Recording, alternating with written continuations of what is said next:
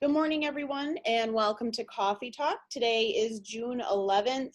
I'm Kylie Peck, President and CEO of the Greater Watertown North Country Chamber of Commerce. And this morning we have with us Steve Jennings from Jefferson County Public Health and Scott Gray, Chairman of the Jefferson County Board of Legislators and Control Room member for the North Country region. Every other week, we have had Steve and Scott join us as we talk about our phased reopening plan, and we are anxiously awaiting phase 3 of the reopening from the state's phased plan. And so we will get started this morning with a public health update with Steve Jennings. So good morning, everybody. Thank you, Kylie, for having us again. Just to give everyone a rundown on the numbers, as of yesterday, we had tested 5,763 people. 79 of those were positive. We had 3 new positives yesterday. So we now have 5 folks in mandatory isolation, and 1 individual is hospitalized. We've had, through the pandemic, 9 people be hospitalized. So we have 73 recovered. Our negative tests, 5,684. So we're doing a very high volume in testing, and we're having very low numbers of positives, which is good. We have had, as of yesterday, and this number fluctuates very widely, 133 people in precautionary quarantine. Those folks are all waiting for their test results. And then 53 people in mandatory quarantine. Almost all of those folks are associated with a positive case. We have had a couple people travel outside the country and come back, and so they are in mandatory quarantine. Our testing numbers are high. Chairman Gray is going to show you the dashboards. But we are monitoring here what the hospitals tell us. It's not perfect data because we know people get tested in our county outside of the county, and that all those numbers will eventually feed into our positive and negative results.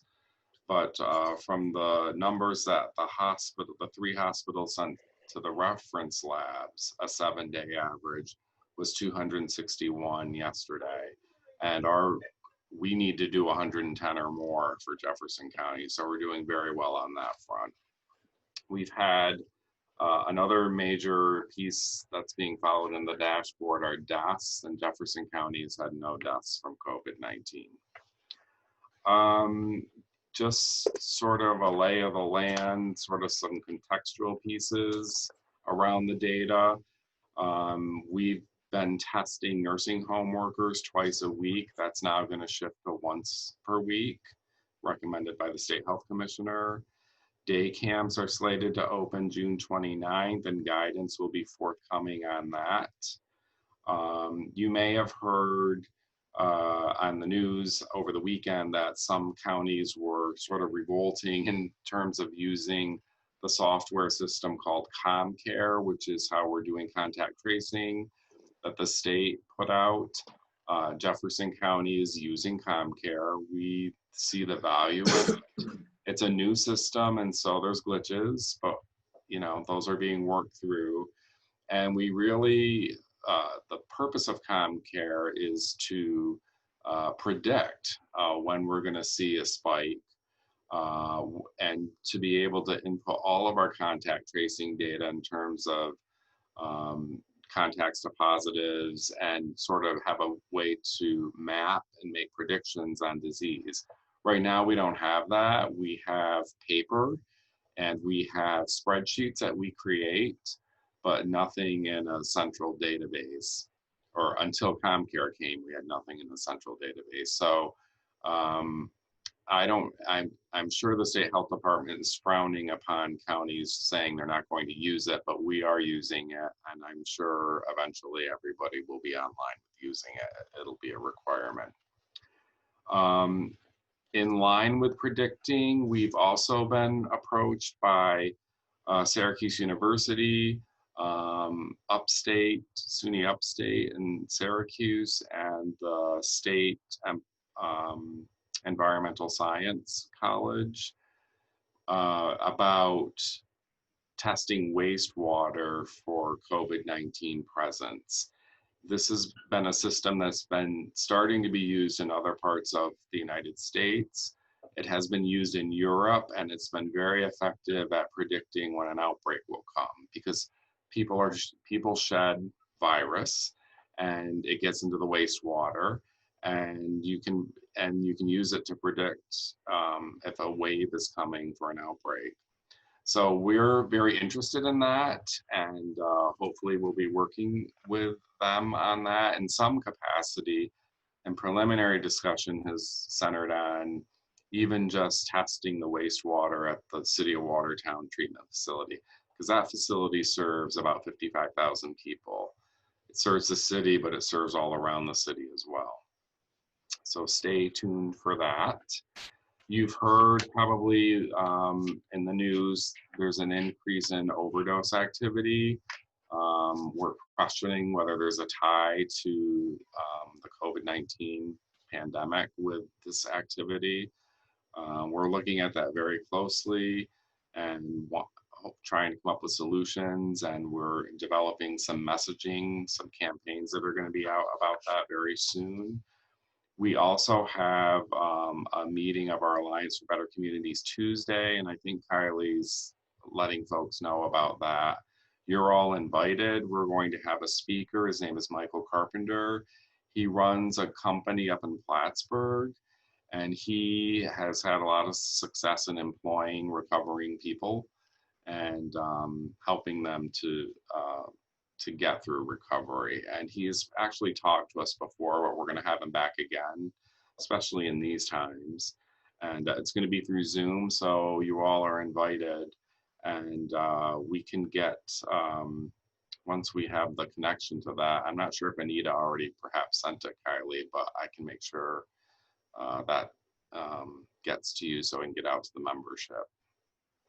Next up is Scott Gray, who will be talking about some information on the Forward website, some information about phase 2, which we're currently in, and then moving into phase 3. So here is the website that we have all been talking about, and we'll take you through a few steps of the website because it's important to understand the website.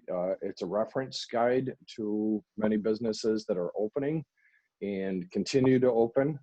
So, so first, let's go to the dashboards, because as you know, last week, a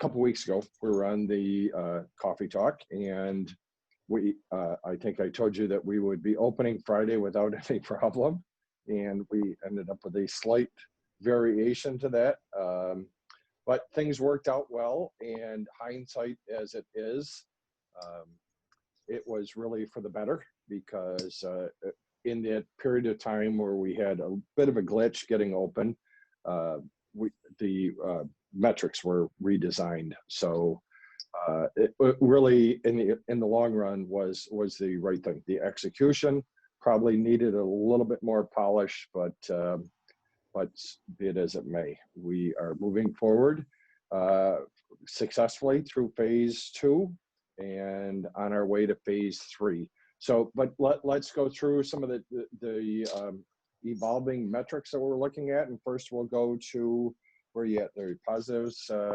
Yep, the first box, if you go all the way down to the bottom, Kylie, scroll down there. And this is our positive test over time. So you have to click on the North Country right to the right, and then it pops up, and that is really pretty much our day-to-day activity. It is the total number of people that we are testing, and for the region, for the 7-county region. And I'll remind you, if you haven't been on the call before, our 7-county region includes Clinton County, Franklin County, St. Lawrence County, Jefferson County, Hamilton County, Lewis County, and Essex County. So it is the same region that the Economic Development Council operates under, which Kylie is a member of. So, and very active and does a very good job for the Economic Development Council. She's a great representative for the North Country. So, um, so that's basically our activity. And if you look at total persons tested, the North Country, we did in this reporting period across the region, we did 1,078. We had 0 positives, and our percentage obviously was 0. So that's positioned us well to move forward into phase 3. If we go back and go into the early warning dashboard, this is what really was redesigned. Yep, there you go. This is what really was redesigned, and this kind of gives us an indication, more so in the long run, you know, as we go forward. The other one was the day-to-day. This one is kind of the metrics over time, and it differentiates. Did you click on North Country? Oh yeah, you get the. So this kind of gives us a feel for what's going on over a period of time, and we can see, you know, if it's a spike, obviously we just go up and we come right back down. But if we start to see trends in our lines, in our graphs, then we have a concern, and that's a reason that we have to adjust our approach. And it also gives us an indication that something is afoul, and we need to make some corrections. So we have, and they're very linear. They make sense. You know, if you look at the new infections, it's over a 7-day rolling average, the percentage of positive tests. That way we get away from specific spikes and knee jerking to a specific spike. And we also have new cases. So over a 7-day rolling average, that's new cases per 100,000 residents across the region. So those are a couple of the indications. Then we look at the severity of them, and that is, you know, how many of those positive cases are ending up in the hospital. And that will tell us to the degree that we need the hospital capacity, which is right behind that. You know, we need the percentage of beds, acute care beds or ICU beds.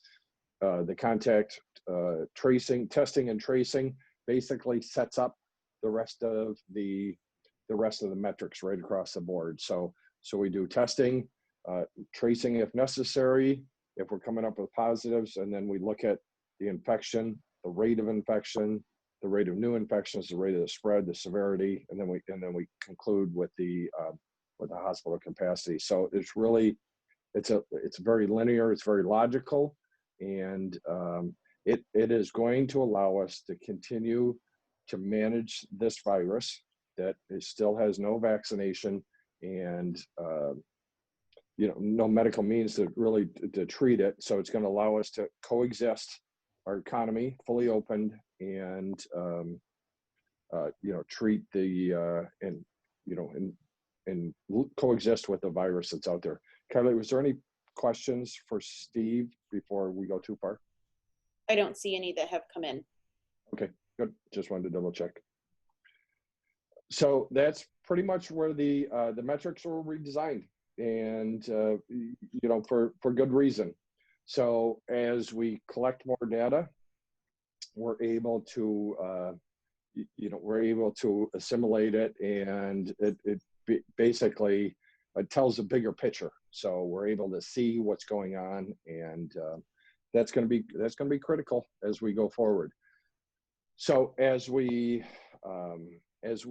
open up the economy, so a lot of the things that you're being asked to do in these guidelines as we open up the economy is related to basically being able to trace if a lot of, first of all, is to prevent the spread, and secondly, that if you end up with a case in an office setting or something like that, a lot of the logs that you're being asked to keep and stuff like that, the visitors logs and things, are basically our ability to trace. As I think Steve will probably be able to weigh in on that. You know, as people start moving about and we start having greater mobility and more economic activity out there, the complexities of tracing is that much more difficult. Okay, and that was part of the reason of the shelter in place, is that it made tracing, if there was positive cases, it made tracing somewhat easier to do because there's less contact with people. So as we continue to go forward, that job gets much more complicated. So, and I think, Steve, if you have anything contrary to that, please let me know. But No, it's absolutely critical, and that's why we want to use every tool we have, and that's being developed, so we can be on top of that and make predictions about it, and to help protect people. So that's why ComCare is so important. That's right. That's right. ComCare is, yeah, ComCare got probably a little bit of bad press, but it's a new system. It's being worked out. It's been being designed and being. Larry Schwartz is a former chief of staff for probably, I think he was earlier in Governor Cuomo's administration. So he's the one that's really overseeing the development of this ComCare system. So it's a complex system, but it's very beneficial, right, Steve? Yes, I mean, again, there's kinks with it. It's a new system. Right. And some of the counties obviously have much more activity in terms of positive, so I'm sure it is a challenge, but we're wed to trying to make it work because we can, if it can work, there's a lot of power in it. So. Yep. And so just our prevent staff, Steve, is what's currently that is how many people? Our tracing staff is. We have 4 nurses there, right. working pretty much full time. I mean, they're working on other communicable disease issues too now, but right. All of them are engaged on COVID-19, plus the support staff, plus me. Yep. And Ginger obviously is very much engaged on it. So as part of the ComCare system, we had to expand, and we had a requirement as part of our opening metrics to expand our contact tracing program across so many people per 100,000, 30 per 100,000, was it, Steve? Yeah, it was 30 per 100,000. And we have cross-trained our staff, a lot of our staff. So we have probation officers, for instance, are cross-trained. We have administrative staff that's cross-trained, a number of people that are cross-trained as auxiliary people to the contact tracing program through ComCare, that are, if we had some sort of outbreak, that we were able to deploy these people. Correct? Right. Yep. So there was a lot of concern that, and part of what you may have seen in the media, that somebody in, say, Dutchess County was going to be a case in Dutchess County was going to be assigned to one of our contact tracers in Jefferson County, and that's not really the case. They remain jurisdictional at this point. So, you know, a lot of what you saw there, we had covered weeks ago when the ComCare system initially came out. Those were all questions we asked, and we obtained answers to early on, because we didn't want our auxiliary staff having a case pop up on their computer and then having to work up in Franklin County or something like that, tracing people down. So it's not, the fear was elevated in that article and probably misguided. So, and I would think, correct me if I'm wrong, Steve. Oh, you're right on. Okay, all righty. So, okay, having said that, we are moving forward. We have moved into phase 2. We're obviously pretty much through phase 2. And I think if you go into there, okay, let me back up for a minute. So let's go back to the main page, forward doc. And if you go under statewide guidance and scroll down, yeah, there you go. And there's child care and daycare camps. That the guidelines are out for that.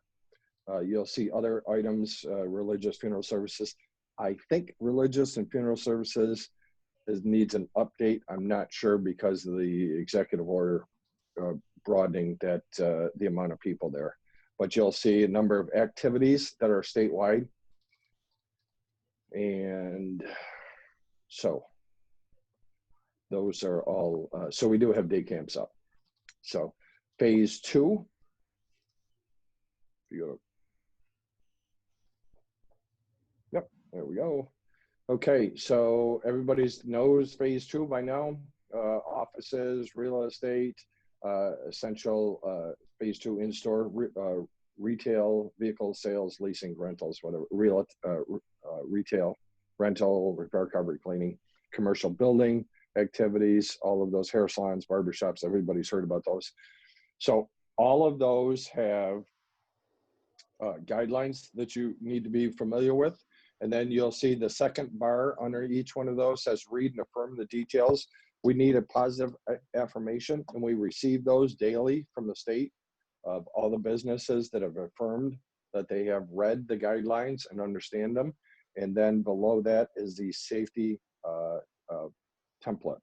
So if you can print that and fill that out and have, and sometimes you may have multiple templates, but if you can fill that out and have that on your premises, that way, if there's any issues, if a positive case or something is traced back to your to your place of employment, we can, if we need be, public health can look at the safety template in that event, make sure that guidelines are being followed and everything along that line. So that is important. If you were essential business, I'll say it one more time, if you were an essential business operating prior to the phase openings, when your phase matches up with you as an essential business, you have to read and affirm in those guidelines and fill out that safety template at that time. So there's some other information regarding the openings of various things, large gathering venues, places like that. So phase three, we're positioned well for phase three. We anticipate an announcement anytime now. I will be hesitant to tell you it'll be Friday, like I told you the last time. So we don't anticipate any delay. How's that sound? So we anticipate rolling into phase. We have to do it by executive order now. So we're going to roll into phase three without any problems. But and I know people are anxious, and I know people want to get open, and we want the economy open as well, fully open. But you have to understand, and I ask you for patience. First of all, you have to be responsible out there because we have to maintain those metrics, and it is going to be a very complex job. If we get any sort of outbreak or any sort of uptick, it is going to be a very complex job tracing and putting people in precautionary quarantine with the amount of movement that we have. So if people would just act responsibly, that will make life a lot easier for everybody, not only the people that have to manage this situation, but it'll make, you run the risk of having a large portion of your staff quarantine. If somebody says they're not feeling good, send them home. Just send them home right away. Don't even have them come in. So, just err on the side of caution, if you would, please. So phase three, the guidance is there. We have restaurants, food service, personal care services, and personal care services, kind of still defining, but it's, it's nail salons and tattoo parlors, if anybody's so inclined, and a variety of other personal care services. So a lot of people are wondering why the phase two or personal care services were in phase three. Okay, essentially hair salons were moved forward.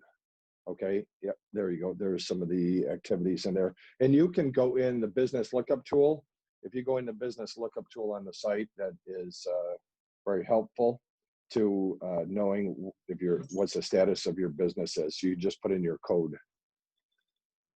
You got to go back on that one. Let's see. That should be.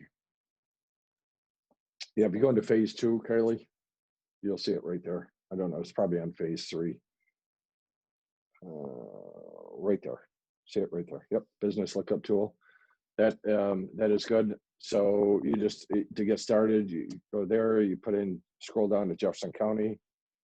You can put any county that's open, same as we are, any county in the region, but Jefferson County if you want to. And then you can just, you can browse for a particular business right there. Pick one, Kylie. You just put any keywords in, it'll start popping it up.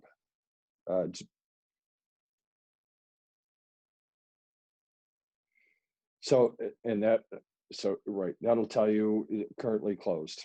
I don't know what you put in there, but it tells you the status, and it's based on the, based on the code. There's based on, I don't know the acronym, it's NA something code.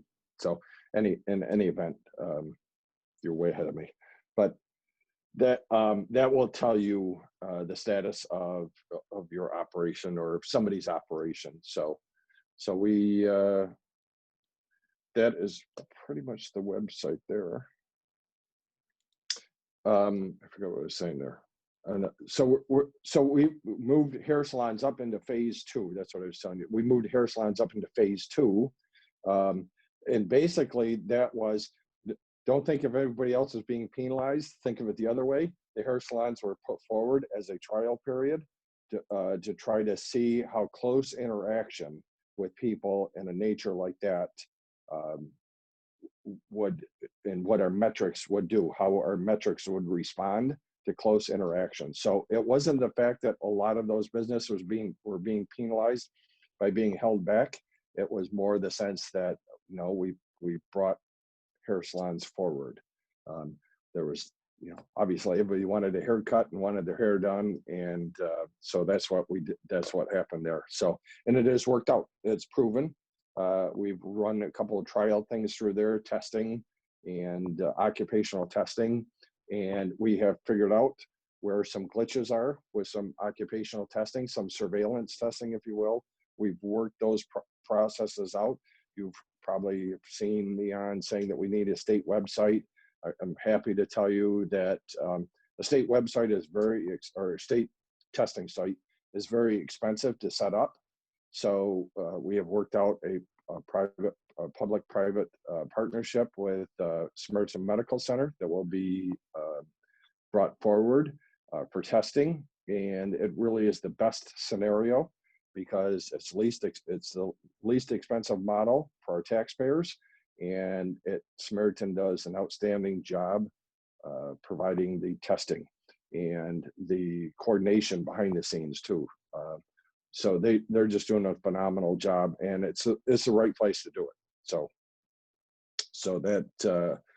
that was a good result of having the hair salons open first and doing some surveillance testing out there. Told you uptick. You know, we're susceptible to that. You've seen other areas, you know, other states and other areas that are opening and having a little bit of an uptick. So that, like I said, that makes everybody's job much more complicated going forward when we get that uptick, because contact tracing and isolation are going to be problematic and going to be much more complicated.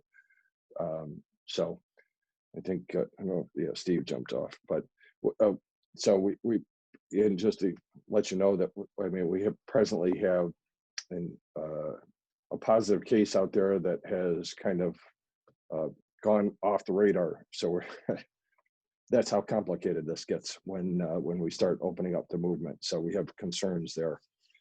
Our schedule, you know, I know there's anxiety. If people want to see us get open. If you go back to early May, and I happened to see it, it was the schedule that I put out way back in the start of May. And basically it gave dates of when we projected phase 1 through 4 would be opening. And we are by most counts on time, on schedule. And in some cases we're even earlier than what was anticipated. So we are moving things, we're moving things along by the schedule, working with the state, and everything is moving as planned. And communicated over a month ago. So we're doing well there. Oh, let me see. We have a hand sanitizer program that's being unrolled or rolled out right now. We're coordinating with the state. As probably most people are aware, the state began making a lot of hand sanitizer, like mostly I think in the prison system, but in any event, we are receiving, I think we received, I'm gonna say a couple of thousand gallons or more recently, and we've distributed some to St. Lawrence County, we've distributed some to Lewis County, and we're gonna work with Kylie and the chamber and come up with a distribution system for the business community. So the business community is welcome to the hand sanitizer. So we have it stored right now over in our highway department, and we will facilitate a movement of that out to the public through the cooperation and assistance of the Chamber of Commerce. So we do appreciate that very much. And I think lastly, we have our county offices and operations. I won't speak too much on that. That's really under Bob's wheelhouse, but I will mention that our county offices are opening Monday. They're working hard to get everything in place and to make sure that you know, the movement in the facility. So we have to log everybody that's coming in to an office. So you know, we have a lot of areas that are close quarters and a lot of public coming in. We have probationers coming in to the probation department. We have DMV that's got to be opened up, and we have, you know, Office of the Aging, veterans. So we have a lot of traffic in and out of our building.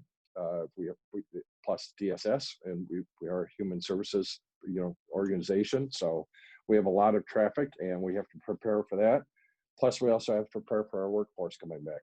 So, you know, we were at net of 50% net of essentials, and now we're, you know, and the building has been pretty much locked up. We've been pretty much locked up for weeks now. So it's a major, just like everybody else is going through, it's a major undertaking. It's a major change in the way we do business.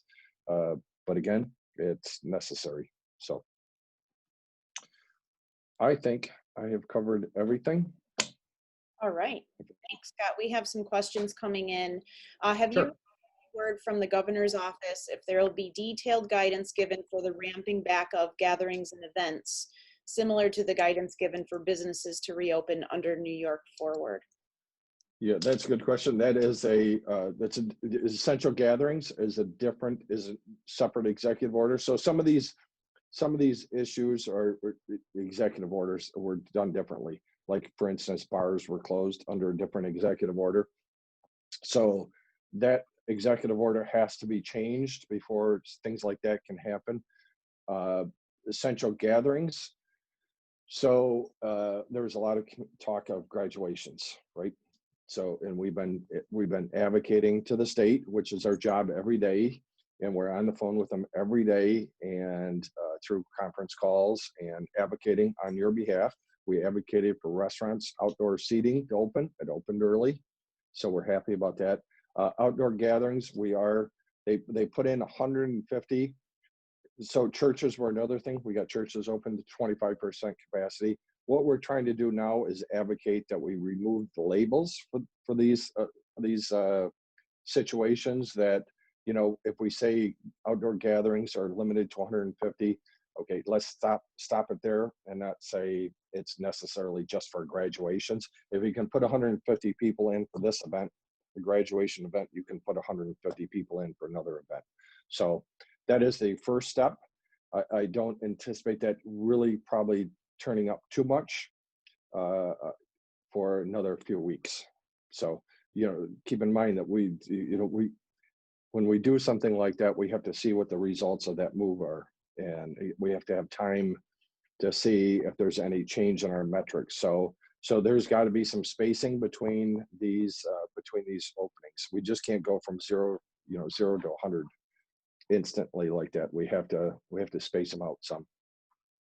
Okay, great. So as a follow-up to that, For those entities that often organize larger fundraising events, even in the late summer or fall, do you have any suggestions on, how to move forward with the planning for those at this point? Late summer, fall. So a lot of the early events in the summer have canceled, and probably rightly so.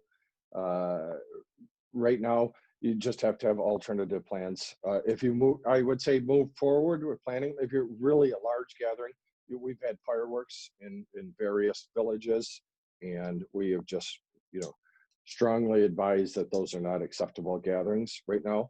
That magnitude of people, the number of people. So, if you're talking about events where there are, like 1,000 people, that's probably not going to happen in the fall either. So I would just say you can plan for these events. What we told people, you just have to have an alternative plan or be prepared to cancel.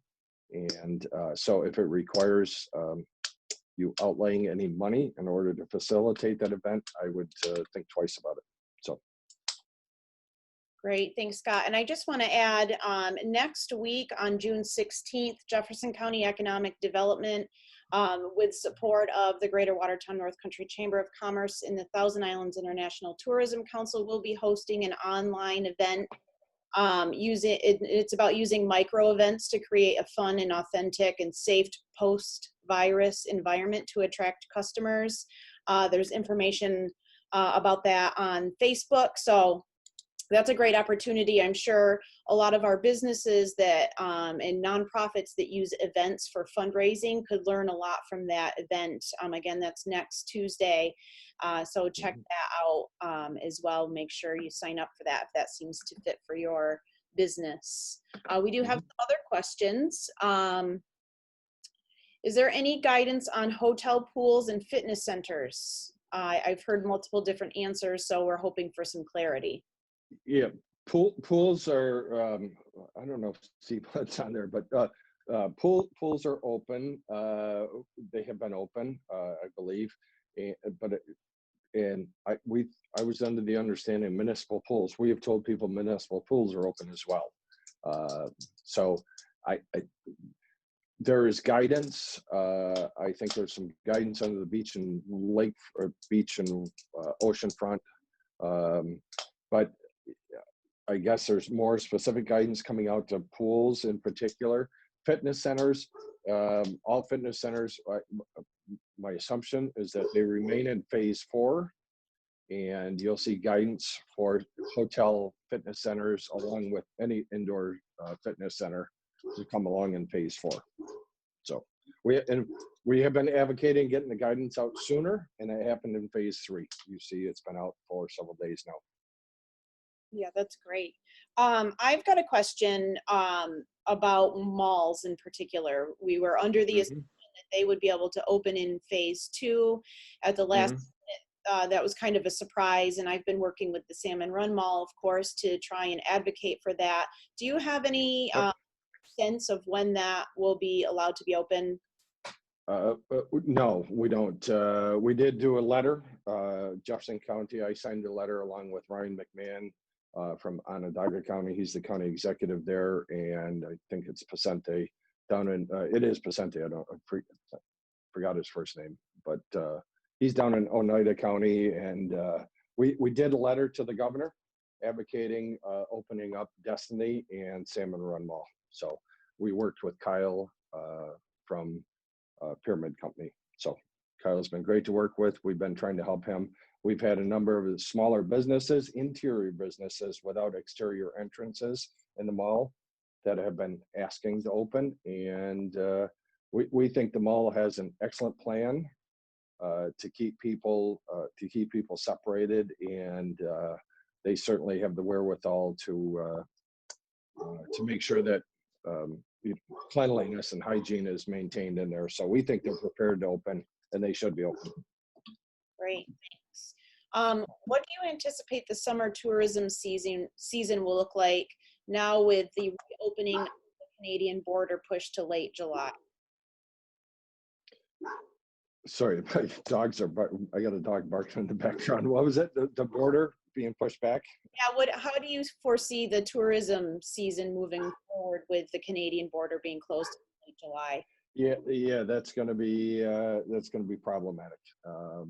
You know, we've been the commissioner was up. Commissioner, that's the captain on our control room, Commissioner Kulised, was up last week, and I was very specific to him that the border was a concern, that we have to develop a relationship with our cross border partners there. I know it's a federal issue, but we have to figure out a way to get that border open and do it safely and make sure that people are traveling back and forth. As everybody knows, the northern border gets very porous this time of the year. So not only do you have the bridge traffic, which we have to, I have a meeting with the TI Bridge here shortly today, I think. But, you know, we have the bridge traffic but, you know, we also have Horns Ferry.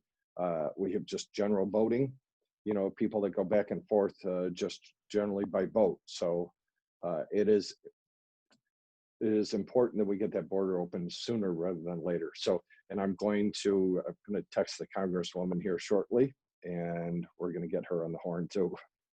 So, Yeah, that's, you know, could be very yeah, detrimental area for certain. yeah. So thanks for pushing that through. Are dry cleaners open yet? Dry cleaner's been open, essential. Okay, great. Has there been any blowback locally since the governor's orders came out allowing businesses to refuse entry to those not wearing a face covering? None. We get, contrary to that, we get a lot of complaints of, you know, people being in businesses. We get complaints every day about people being in businesses without face mask. I would tell you, I was on the phone with Walmart's corporate, one of the corporate people, and they were just adamant. They are not police. They are not authorities figures. They're not police, and they have no intention of, you know, forcing the issue of people wearing face masks. Now, they can refuse service, but they choose not to. So, you know, what we were doing there is to try to get them to make sure that their staff is cooperative and that their staff understands what the situation is here. And, you know, if you're not going to have people wear face masks, please, you know, they have one-way aisles. Please make sure that they're enforcing some of their protocol within their store, because we also have reports of businesses that are being dismissive of somebody that raises a complaint. So it's personal responsibility. We you know, as individuals, we have a job to do in order to make sure we have a responsibility in order to make sure that our economy continues to open up. And we're trying to develop a system that we can coexist with this virus and not minimize and mitigate the risk that are associated with this thing, this virus, while our economy is fully open. And you know, we want to avoid any more disruption in our economy. So people just, you know, can't say it enough. People need to act responsibly. Yeah, absolutely. And I will echo that as well with the farm and craft market. You know, everyone for the most part has been very responsible, but yesterday with the warm weather and it was nice and sunny, we did see a larger number of individuals walking through without that face covering. And we are asking people to still be responsible. Even though it's outside, we certainly don't want to see a continued uptick in new cases. You know, so we want to make sure we're on the straight and narrow moving through the phases so we can continue to open up. So even if you're venturing out and about into a smaller crowd, be mindful of your social distancing and, you know, use face coverings. Even farm and craft markets that you're going to throughout the communities, it's very important to make sure those continue to function. And those are guidelines that are set to us through New York State as well to request those face masks. So that's something to be mindful. Yep, you know, it is, you know, he says in one sense it's mandatory, but you know, you don't have to, you know, a business doesn't have to enforce it. It's just a corporate responsibility that I would think a business would want to, because you know, if we get an issue in a business we're going to do a public health order, and if we get something that ties back a positive to a store, whether it's a big box or independent, we probably, if we have to, do a public health order in order to close the business down and make sure it's cleaned up, and for a 24-hour period. We want to avoid that. That's not what we want to be doing. Yeah, absolutely. Well, we don't have any other questions coming in. Scott, if you have any final wrap-up thoughts before we close out the coffee talk today. Now's the I mean, it has been, I hope everybody has found this to be helpful, throughout this whole process. I will say it one more time. I like to use the analogy that you don't look at the floorboards, look at the road, as we move forward, because, if we look at the floorboards, and that's the approach of, we want everything open now. That's looking at the floorboards, and I can appreciate that. But as a public health issue, and as somebody that's that had to work this front line, so to speak, shutdown and reopening process, I, for one, will tell you I never want to go through this again. So I would just ask that everybody keep your eye on the big picture. And that's, we're moving forward, and, everything is designed and is for a reason. When the governor says we're opening smart, we are. The metrics make sense. Because we're going to be able to move forward and coexist with this virus and minimize the disruption to this economy, so we don't have to go through this again. And that's what this whole process is designed to do. So if you can just bear with us for another couple of weeks, things will be different, but that's until we have some sort of vaccination. That's going to be the world that we live in right now. So just bear with us, and we're getting you there as quickly as can, but we're doing it wisely. And that's, I think, what you should be more concerned about is that, we don't have to turn around in a month or two or the fall and say, okay, everybody's got to shut back down again, or we got to roll things back again. Nobody wants to do that. Trust me, believe me on that one. So, and I just, I don't know if I know a couple of legislators are on today. So Legislator Monticelli and I think maybe Legislator Reed may be on. So I always want to just call out them and thank you for your support and the work that they're doing. We have collectively, we all have your backs out there. So as we move forward, I think Steve Hunt was on today too. So he was quietly in the background, but we've been working well with Steve. Steve's with Empire State Development. He's been tremendous to work with and very cooperative. So Steve's truly an asset to Jefferson County. And he's really, as Kylie knows, he's really the lead person in the North Country Economic Development region. So Steve does an excellent job and just very good at what he does. So. Absolutely. Thanks so much, Scott. Thank you for your time this morning. I just want to make sure we're all collectively thanking you for your leadership. This has been a tremendous process, and I just regularly think back about a month ago, and none of us felt like we would be at this point. And you have so calmly, I'm sure sometimes maybe not behind the scenes, but led our county and the region. Really thankful for that. I'm sure you're taking thousands of calls and emails and text messages, and that's quite a funnel to one person to lead the entire county. So thank you for that.